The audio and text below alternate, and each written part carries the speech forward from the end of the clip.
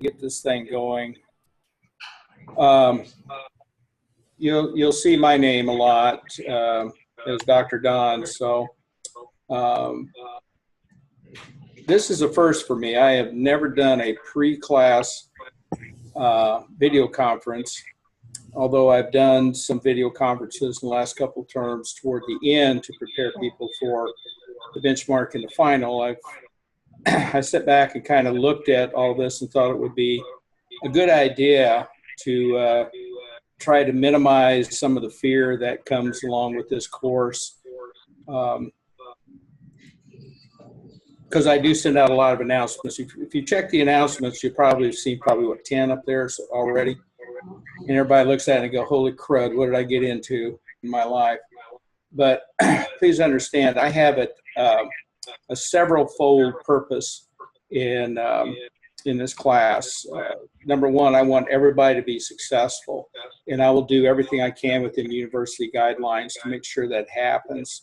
So I'll give you a lot of encouragement along the way. I'll give you a lot of support. Please do not ever take anything personally. As I mentioned, if you've read any of my announcements, this is basically your first course, unlike anything you've ever taken. Most of them you've taken, you've done discussions, you've written a paper, right? Yes, no, puppy dog head. All right. You are now entering in the realm of what the doctoral program is all about, which is statistics and research. So as you move forward in this, you need to really change the way you're thinking. And that's what I'm here trying to do in this course. Not only are you going to get some information of a statistical nature, but I'm also going to provide you with things that you will need to print out to help you along the line. One I'm going to send out, and I don't know if I've sent it out already. It's called, I think it's Scholarly Thinking or Thinking Like a Scholar. Have I sent that out? Yes? No? Well, that's going to come out because that's the way you need to start thinking. You don't need to be thinking like a doctoral student. And what I do in there is I show the difference between what a doctoral student is, what a scholar in the making is. And that's what you are right now, is a scholar in the making. The doctorate is a research-oriented degree. And it provides a plethora of latitude that you can do. For example, I looked up in the U.S. Census, only 1.68% of the Americans over the age of 25 have a PhD. So this is a neat little community that you're entering into. I mean, if you start looking at that, I think I tried to compute it. It's something like 500,000 people have their doctorates. That doesn't include MDs or psychiatrists or anything like that. So there is a measure of professional etiquette that is expected on this. And so that's what I'm going to try to shape your way of thinking as we go through the process. So I want to clarify a few things as we go through on the announcements. I'm just going to kind of go up the list because I say there are a lot of them, but I want to make sure that there's some clarity in what's going on. So the first announcement I put up are rounding rules. And your first assignment that you're going to have, not only do you have a little paper, but you're going to, it'll tell you, you need to round to 2 decimal points. You need to get used to that, okay? So even if you have a whole number of 35, it needs to be written 35.00. So those are the kind of rounding rules.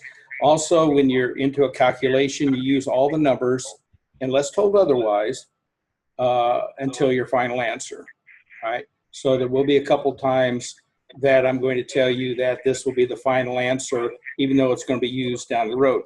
This is, of course, also for you to follow directions, okay? You have to learn to follow the directions of what's being said, because when you get into your dissertation writing phase and you start working with your dissertation chair and your committee, they are going to give you directions, and you need to follow them, all right? This degree is a humbling degree, all right? So just understand that. This is a humbling degree. I came in at Mississippi State 1987 with being a superintendent of schools. I had a bit of an arrogance about me because I was only like 20 something years old and a superintendent of schools. So now I'm at Mississippi State, and I was directed really quickly that it didn't matter because as a researcher, I am a novice. And so that was humbling as a superintendent. But once I took that perspective and understood what the professors were trying to do, it changed the total outlook I had on the doctoral program. So it doesn't matter if you're a president or CEO of a company, as a researcher, you're a novice. And the committee is there to help you through all this stuff. And that's what we're here to try to do. So it's a humbling degree. And again, it's a professional etiquette. It's a unique community of people as we go through. So rounding rules was one. Discussion posting guidelines. Please make sure, make sure you read my announcements, number one. Don't skim through them, read them, okay? Because they provide information. I bold and underline what you're supposed to be doing for each assignment. So make sure that you have a really good discussion post with the references, and also respond to two classmates in more than one or two sentences. This is a doctoral level. Their expectations are more than you had in previous classes, all right? So you're now entering into the realm to where the expectation of you as a doctoral student is going to be higher. Coffee chat. I would highly recommend that you spend time in the coffee chat, and or get into a study group. Find 2, 3, 4 people that you can meet once, twice a week, get on a conference call, communicate, talk through the whole bit. I can tell you that in statistics at Mississippi State, I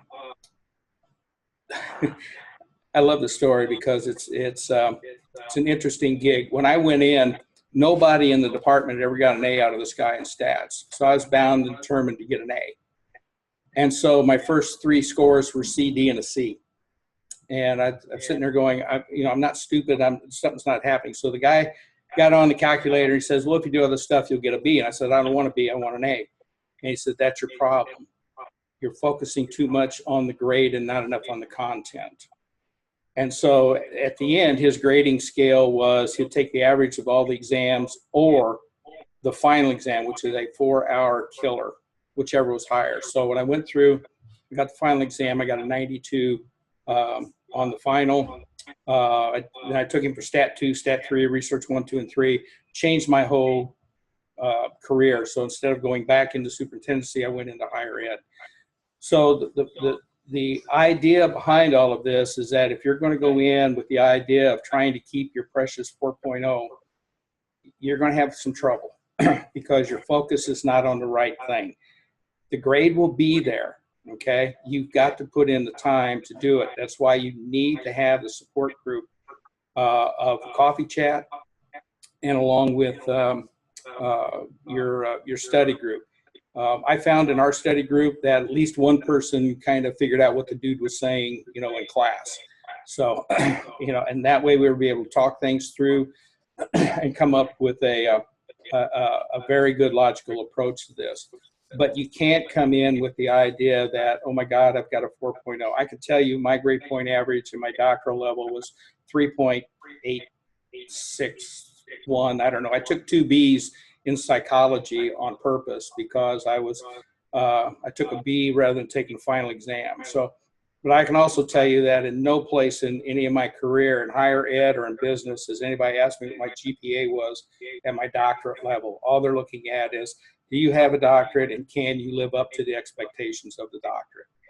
That is what you have to be able to do. Because at the end, you get a piece of paper. See that? You get a piece of paper and it says Dr. So-and-so on there. And if you can't live up to that piece of paper, then actually the degree is worthless. So all you get is a DR in front of your name. So please understand there are a lot of expectations with this. But one of them is make sure you get into the coffee chat, get in the study group.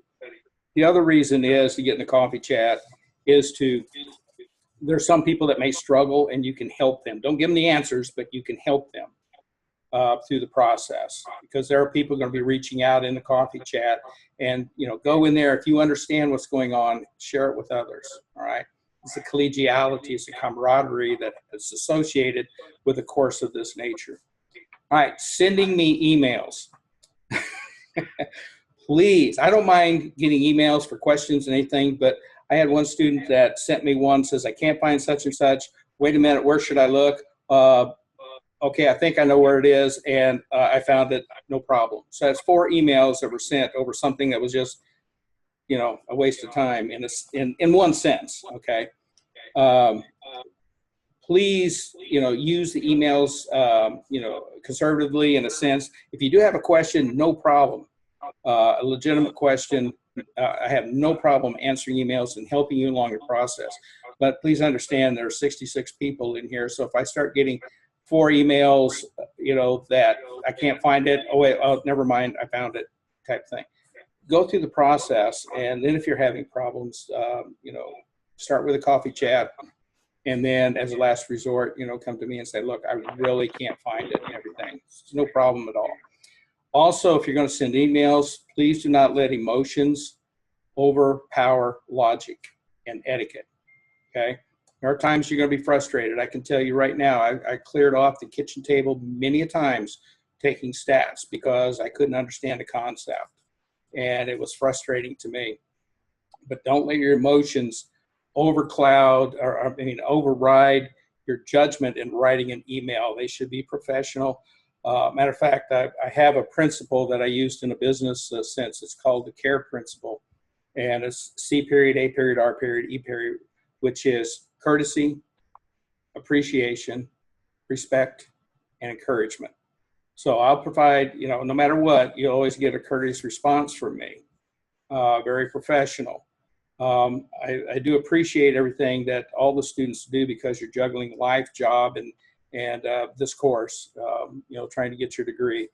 Respect, I respect your opinions. I respect, you know, what you're trying to do. But I also expect the same type of respect in return. And encouragement, I will encourage you because there are times you will get frustrated. The material is brand new. Matter of fact, if you've read anything so far, you're going to be learning a new language, and I call it Statinese because it's a whole different way of communicating, all right? And you have to understand, you know, what the terminology is in order to make sure that you, you know, present it appropriately. All right, the next announcement I had is grading. If you read my announcements, it'll tell you that the rubric is not geared toward the class, all right? It's not geared toward application. It's geared toward writing assignments. So it's basically going to be used in week 1 because you have a writing assignment, and also week 10 you'll have a PowerPoint. Everything else is going to be based on the number of responses. So in the answer sheet. So if you have 25, everything's 100 points. So if you have 25 questions, then each question will be worth 4 points. So that's how it's going to be graded. And I'll tell you that in each of the announcements. You know, there's going to be so many questions or so many responses, and each one's going to be worth so many points. So, you know, somebody said, well, why can't you develop a rubric for stats? And it's really extremely difficult, and you really wouldn't want one because then I don't have some flexibility in grading like I would with the point structure. So I'm very, very good on points. Now, understand too that anything below a 70, if you get a 70, and everybody's going, 70, oh my God, I never had a 70 in my life. Well, you're going to have to prepare yourself. This is not, you're not going to get perfect on everything in the class, like writing assignments or stuff like this. Because there are directions, there are processes, procedures. If you don't follow them, anything below a 70, I can allow a redo. It's not required by the university. I do this because I want people to be successful, but there is a 15% point penalty adjustment for a redo, right? So automatically it comes back and it starts at 85 rather than 100. So that's why it's really important that you read my announcements and follow the directions so you don't have to go through the process of redo. But an 85 or an 80 is certainly better than a 40. Okay, so you have to look at it like that in a sense. Then there's a very long section. It's called How to Be Successful in This Class. And you really need to read that because it will tell you what you need to do each and every time. I think it was the second assignment last term. One of the students came in and said, well, where did this? I didn't even know about this. I said, did you read my announcements? Well, no. Okay, well, duh. I mean, I can't help if you're not reading my announcements because it tells you specifically on what needs to be done. All right. And so I got an email back from her saying, I'm very sorry. I will not skim through the announcements. I will read them in detail. And I go, thank you very much, because I've spent a lot of time putting these announcements together, and I try to improve them each term so it helps students understand and what is expected of them through the assignments. So it's really critical that you pay attention to. I just sent one tonight. It says, I think it was preview of week 1. It'll tell you there's a template. Okay, I've got to go back and add the template because my computer went a little fuzzy on me. So I will send you the template. I'll put it up in the announcements. One's going to be in a regular, I think it's in Excel, and another's going to be in a PDF. The other component of all of this, if you're using the was it Google Chrome thing, you're going to wind up missing a lot of stuff. The university tells you at the beginning, make sure you use a PC computer, because if you use a Google Chrome or try to do it off your phone or whatever this technology stuff is, it's not going to bring in Word, it's not going to bring Excel, and it's not going to bring in half the other stuff that I'm going to send. And you're going to lose out because the templates will tell you what needs to be answered. There'll be a little yellow blank in there, and we see a yellow blank, there needs to be an answer in there. If you use Google Chrome, that's not going to happen. Okay. And there's especially when we get down in the 7-step process, if people try to copy and paste and copy and paste, and they don't use a template, and they wind up just, they're not following the directions that's specified in there, and they wind up losing points. So if you're going to use Google Chrome, please understand this is one of the ramifications of using it rather than getting on a laptop or a regular PC down the road. So I just want to forewarn you that that's one of the things that's going to happen in that process. See how many we got on. We still got 22. Okay. Now, what I want to do before I open it up to questions, and every week there will be a template, all right? And the template is designed to help you focus on what needs to be answered, so there's no guesswork to it. I think in week 2, there's a table, and if you don't use a template, there are people that have missed, let's see, 5, 10, 15 questions because they used Google Chrome and they didn't answer the table.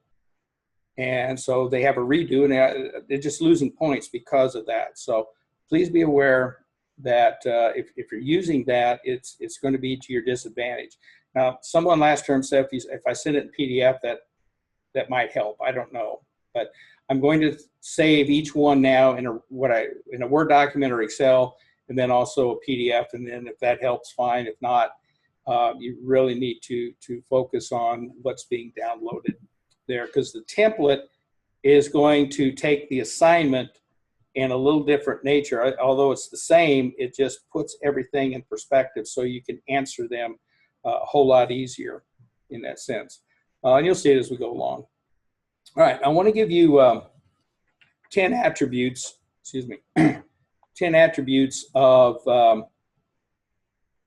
over the years, what I've found is that students who are very successful in class and completed in the doctoral program and completed on time have these characteristics in common, okay?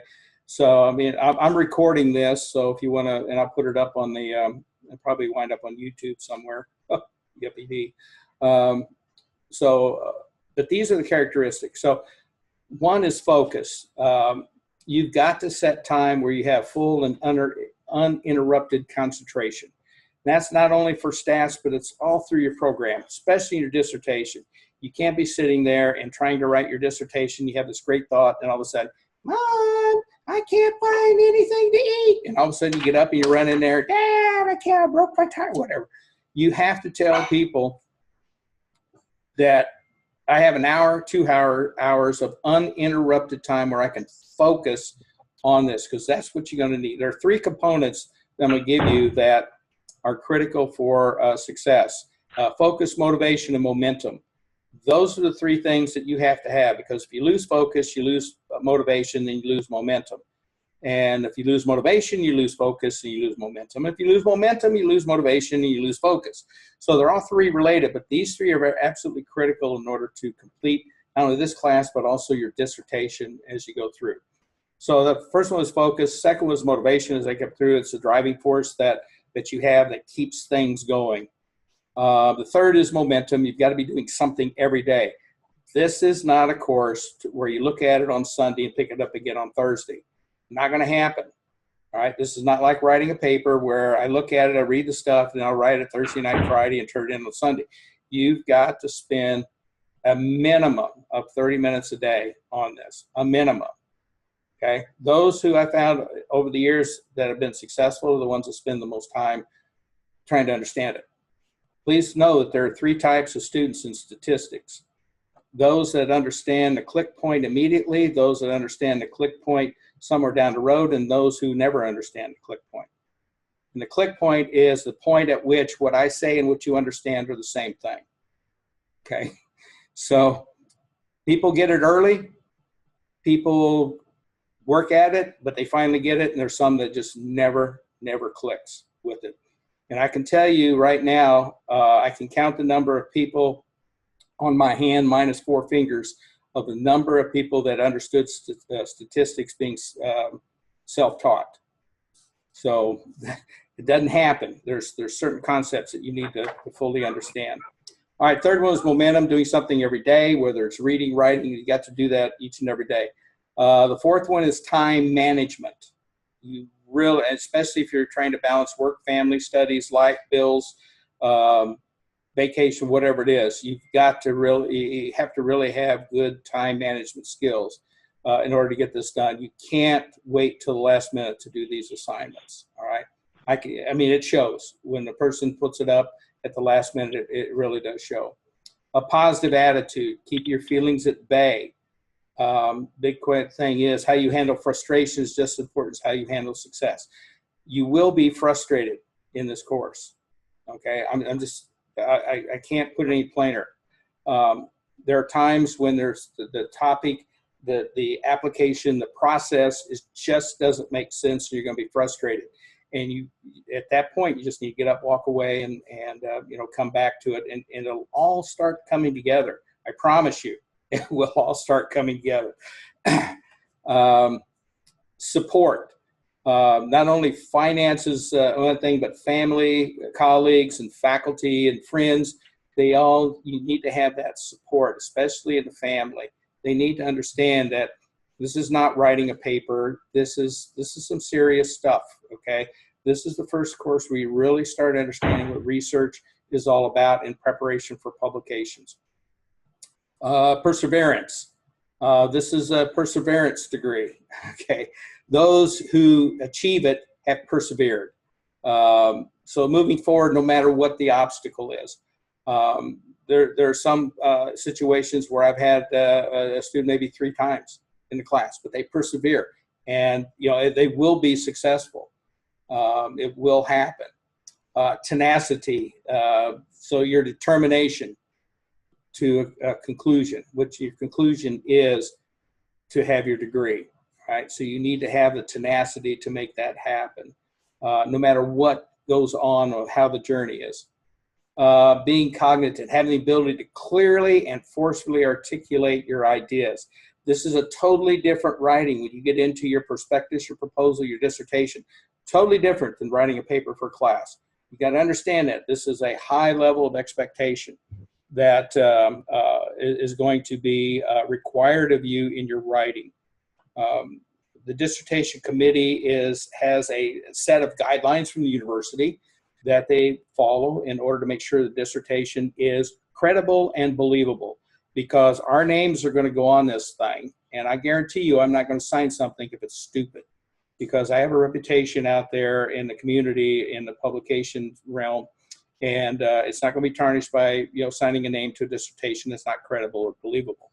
So that's important that you understand how all these things work, and are writing at a new level, because when you get there, you're going to have to write, rewrite, and rewrite, and rewrite, because if you're not writing at the level of expectation, you're going to keep writing until you do. So you need to learn how to do that, and that comes from reading and reading and reading and reading and finding out all that stuff.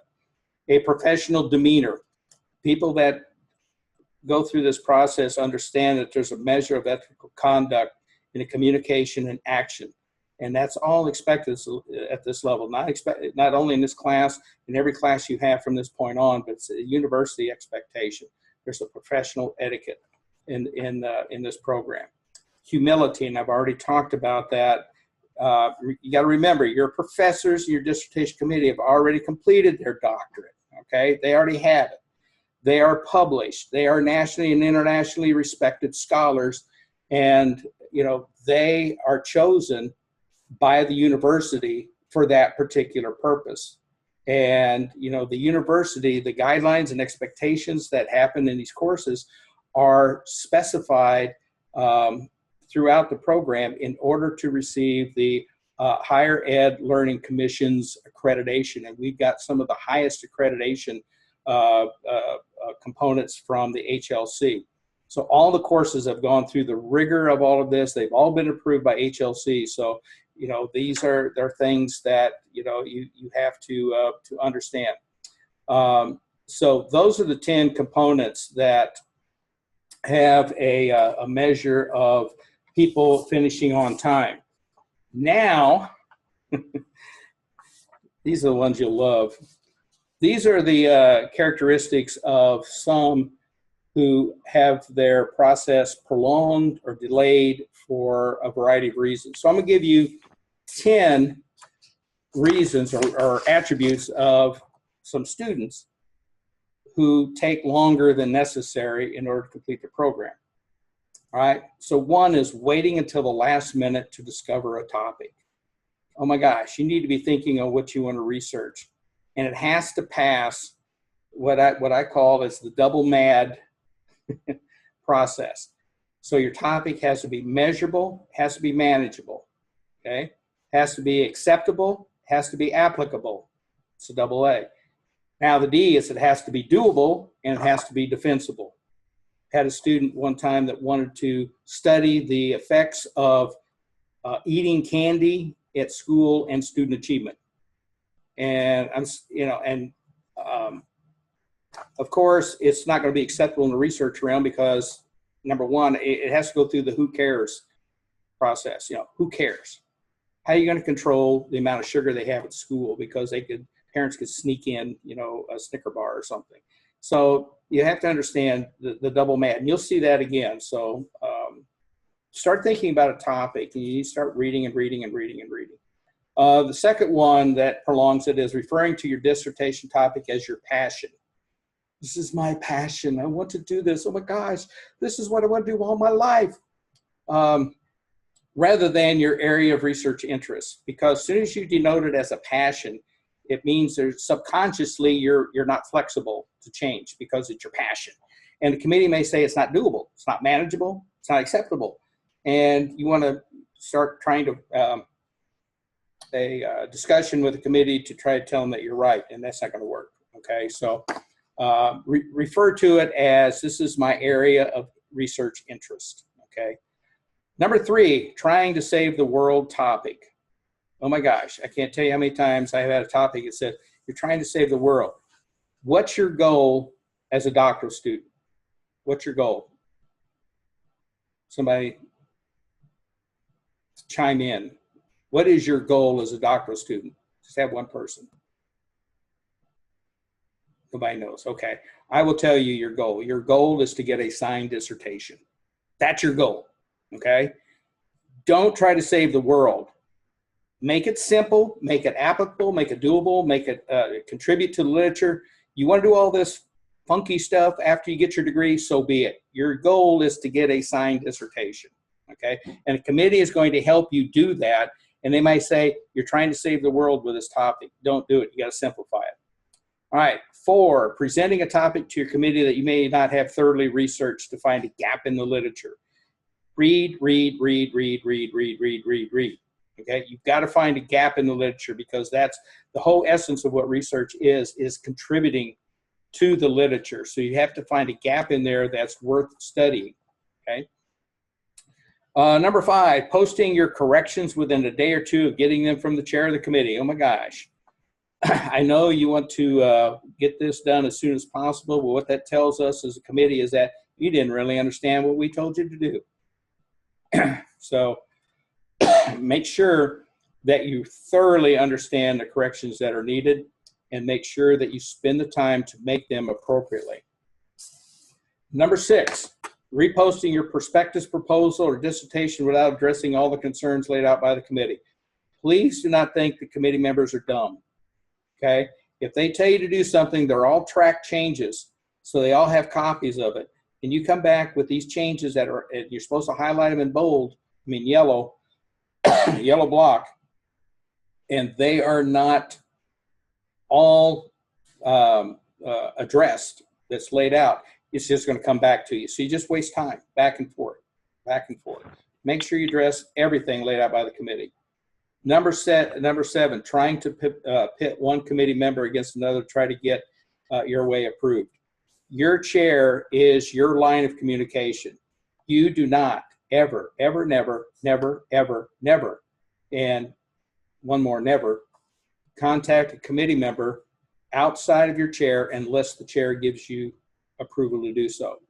You have to develop that relationship. The chair's responsibility is to get that prospectus and proposal into a good, working, and readable proposal. Then the chair will send it to the committee for review.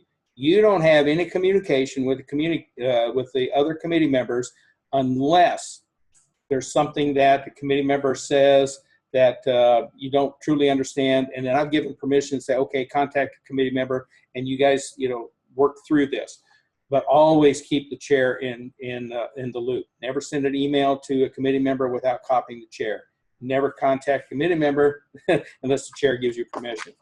That's the fastest way of somebody just saying, well, this is a disruptive student, they can find another committee member. So understand, this is, they're trying to get you through. Number 8, letting frustration lead your emotions if you have to rewrite and rewrite and rewrite your prospectus, proposal, or dissertation. I can't tell you, there are more than I care to mention that people get into the avenue of writing and rewriting and rewriting, and they get so frustrated, and they say, if you just address the concerns of the committee. All right, number 9, failing to realize that there is no dissertation that is perfect, and certainly one that is perfect as it is being written. You will always be making changes. Always, always, always, always. And number 10, and I say this till the last because a lot of students don't realize this, from here until, whatever courses you have left, using the course evaluation format as a venting venue to use a lot of abrasive and abusive rhetoric to condemn the course, the content, the professor, the university, whatever. That's just so unbecoming of a doctoral, scholar in the making. I've averaged probably 1 per year in the last 7 years. And all it does is bring focus to that one individual, because what students don't understand when they go this route, the sentence structure, the context, the content, the word usage, and all of that is like a fingerprint to the student. Even though we don't know who it is on their thing, it pretty much comes out. And the university doesn't take kindly to unprofessional slamming, if you want to call it that, of an individual. There are professional ways of communication, and that's what we look for. Okay. Now, don't get me wrong. I love the positive things that are, 2 or 3 paragraphs. I get some of those every now and then. Those are really great. But when you use it as a venting venue, because either you didn't understand it, or you used Google Chrome, or you couldn't understand it, or you did this, or you did that, and hold on. Oh, can't get it. it's just unbecoming of a doctoral scholar in the making. So please avoid that at all costs. That's if you have a legitimate situation or recommendation for course improvement, it can be said in a very professional way, other than slamming the course and saying the course is so stupid you need to rewrite it, or the professor needs to be fired, doesn't know what's going on. See, at some point you have to understand that the professors you have from this point on, and the ones you've had in the past, they're well published, they are well recognized in the community, and they're there to try to help you. So you're going to get into courses like this and Stat 2 or the quantitative methods course, and your research courses are coming up. They can be quite frustrating, and you may not get the grade that you want, and that's part of the process, part of the learning process. But that's why it's a humbling degree, and it's very persistent. Those who are persistent are the ones that are very successful in it and realize what the degree is all about. It's a very special degree in that sense. Now, I have probably 20 or so minutes. Open it up for questions that somebody might have. So, just fly forward. My goal is to take the fear that you may have of this course already. Oh my gosh, I don't want you to have fear of it.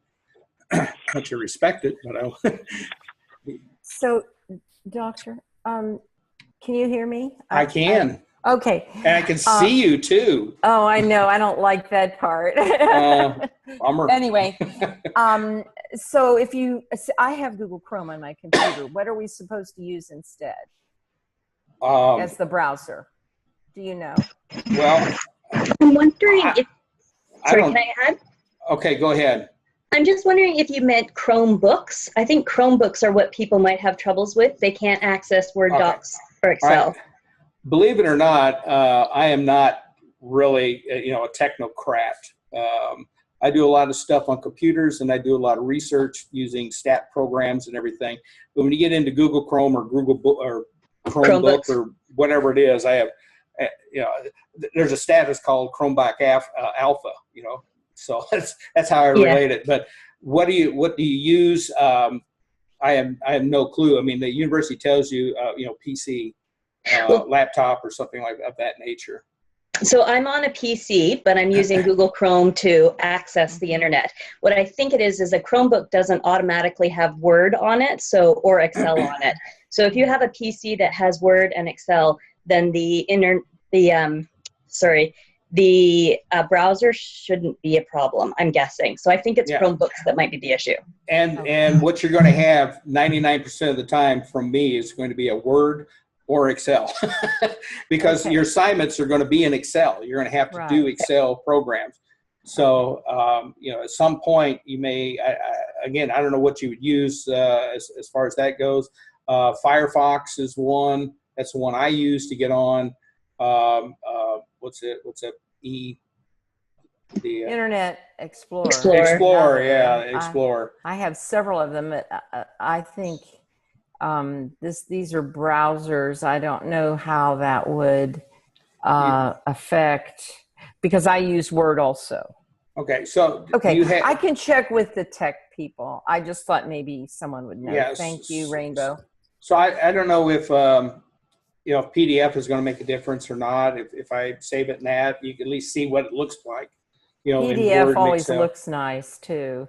It's just not always correctable, I don't think. Well, it's not. And that one of the things that when you post an assignment, and I will tell you in the announcements, that when you start getting into doing graphs on Excel, that you probably want to save it in the PDF because it'll have a tendency when you upload it, no matter what browser you use, to split. It'll split the graph, and that's not the way you're going to present it to a committee. And it'll tell you that there'll be points taken off if the graph is split. So it'll tell you to save the Excel graph into a PDF, and that way, it's not going to do anything. So, okay? It will not. Okay. Yeah. Thank you. Oh, you're welcome. Good evening, Dr. Dunn. This is Jennifer Chevalier. Hi, Jennifer. I don't see you, but I don't think. I'm in the mix somewhere up there. Oh, there you are. Gotcha. I have a question for you about the videos presentations that you recorded. In Yes. Module 1, the ones that you did through Amazon, I can pull up and I only see the background of the slide and I can't hear anything. So I switched browsers and pulled it up again, and I can hear the audio and see the background, but I can't see any of the content on the slides. I'm wondering if I'm doing something wrong, or I don't know. I mean, I pull up everything to make sure that it works, and it works for me. So I don't know. That may be an IT question. Okay, thank you. All right. Okay. Sorry. I mean, sometimes it depends upon the browser that you're using, or depends upon just what your computer is made up of. But I go through before the course. I've already taken the final exam. Darn it, I got a D this time, but that's okay. It's always better. No, I went through the final exam to make sure that all the answers are posted as they're supposed to be. That, if you miss it, you miss it. Get it correct, you get it correct. So I've already gone through the final exam.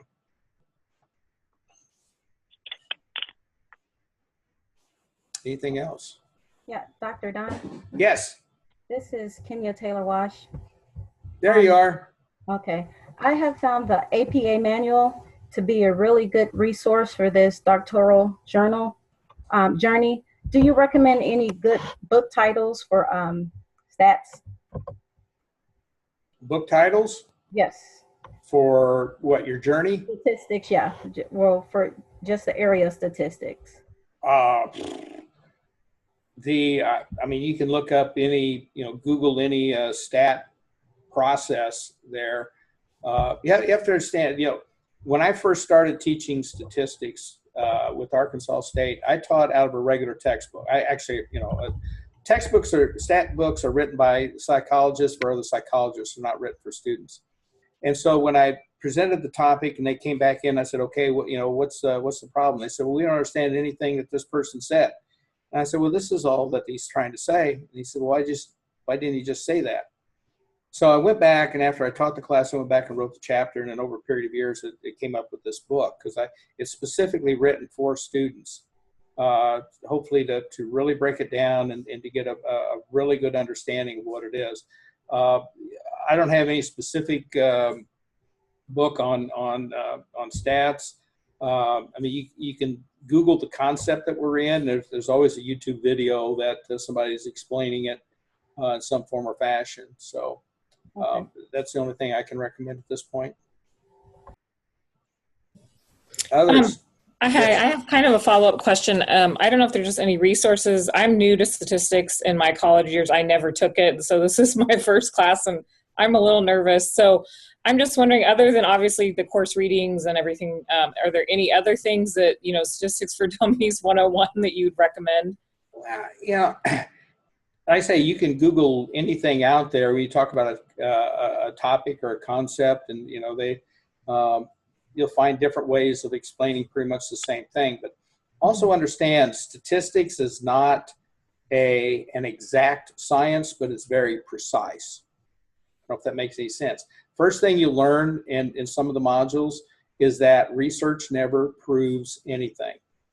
Okay, everybody goes, oh, my study's going to prove. No, it doesn't. It doesn't prove anything. It only supports or fails to support your hypothesis. So on TV, when you see somebody, our clinical studies prove, no, it doesn't. Doesn't prove anything. And the reason is you'll get down the line, probably in module 6 or 7, there's a thing called an alpha level. And an alpha level is what the researcher is going to agree upon, basically, of committing a type 1 error. And a type 1 error is rejecting a true null hypothesis. See, there you go. There's stats and E's right there for you. So 5% of the time, I may make an incorrect decision. So if that's the case 5% of the time, then how can I prove anything? It's only going to support or fail to support the hypothesis I set, given the sample size and given the population from which it was drawn. So, these are things that you're going to be learning and understanding. So when it comes time to get into some of these things, yeah, feel free to, Google hypothesis testing or something of that nature. But please realize that for every, in the research community, there's always going to be one or two that's going to buck the system and come up with something totally weird and outlandish that's going to be outside the research realm. So what you have to understand is what's being presented, what you're doing is acceptable by the majority of the research community. Okay, so that's what you need to go by there.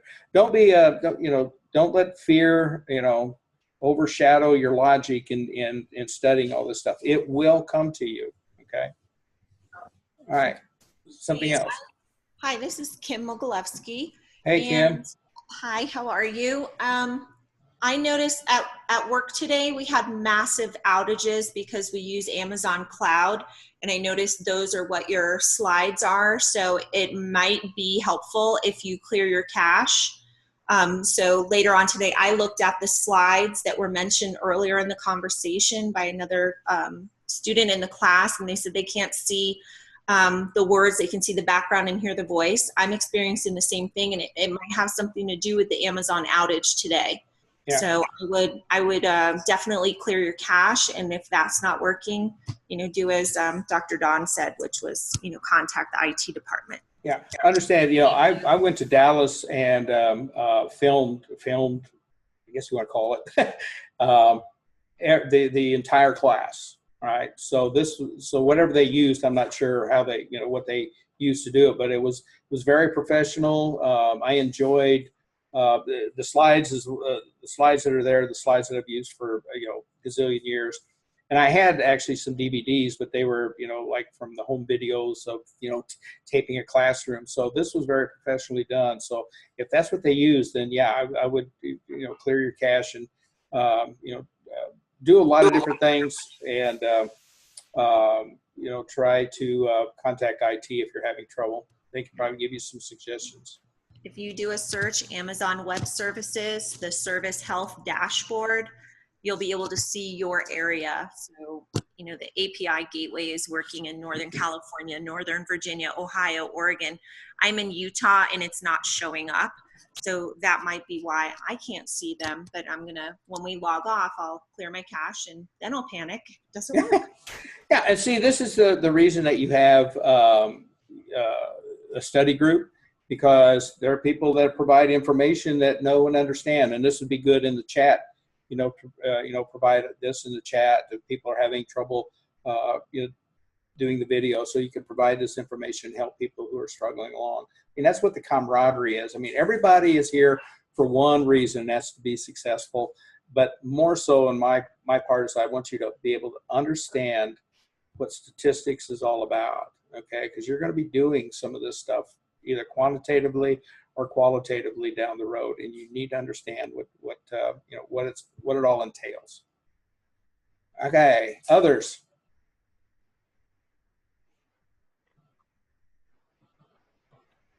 I hear I see a green around a phone, but I don't hear anything. Anybody else have any questions? Will we have another opportunity for a video conference with you?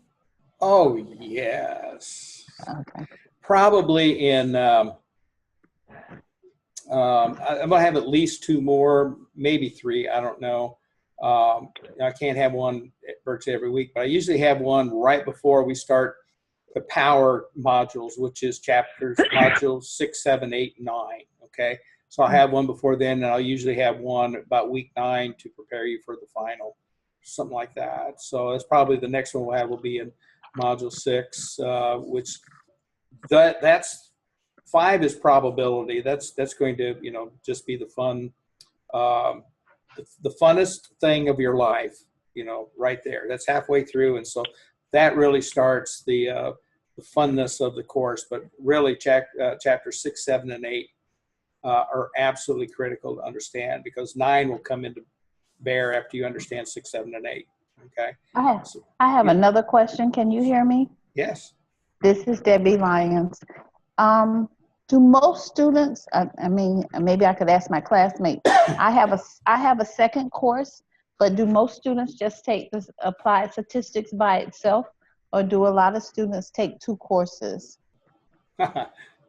I can tell you. Okay, I see Lisa has 2 courses, Kim has 2. Yeah. Okay. Somebody's got 3. Okay. Oh, wow. One of the comments last in the class was, the class was really good and everything, but they would recommend that you take no more than 2 courses because you will be spending a lot of time. If you're good at doing it, I'm not gonna tell you not take 3.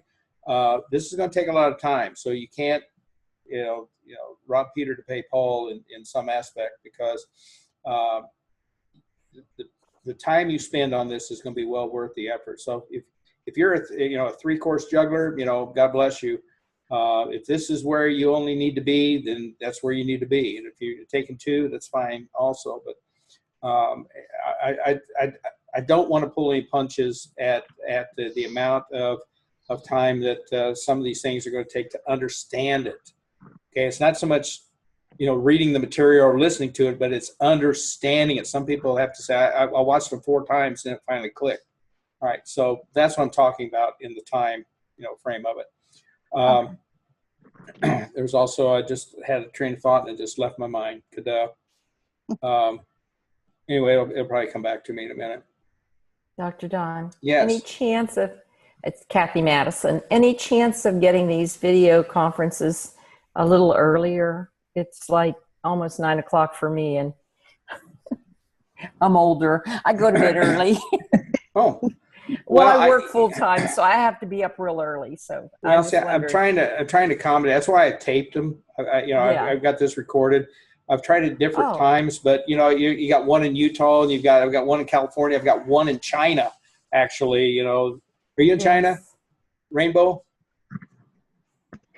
I'm in Taiwan. Oh. Taiwan, okay. Yeah.